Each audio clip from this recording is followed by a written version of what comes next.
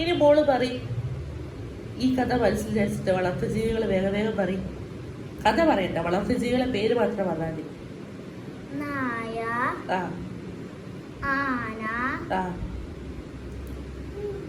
തത്ത, ആ പൂച്ച, ആ മീന്, ആ താറാവ്, ആ കോഴി, ആ പശു, ആ ആട്, ആ എരുമ, ആ പോത്ത്, ആ കാള.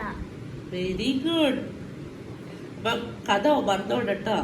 ഗേറ്റിന്റെ അടുത്ത് നായ വന്ന് നായനെ കണ്ട് മുള വരുമ്പോ ഓല തിന്നുന്ന ആന, കൊലായിൽ തത്തമ്മ വെച്ചുണ്ടാക്കുന്നത്, ഹോളിലെ അക്വേറിയത്തില് മീന്, ഇവരെ കാണാൻ മോൾ അടുക്കളയോട്ട് വന്നപ്പോ അടുക്കളപ്പുറത്ത് കോടിയും താറാവും, പിന്നെ തൊഴുത്തില് മോള് പറഞ്ഞ ആട് തൊട്ട് കാള വരെയുള്ള ആൾക്കാര്.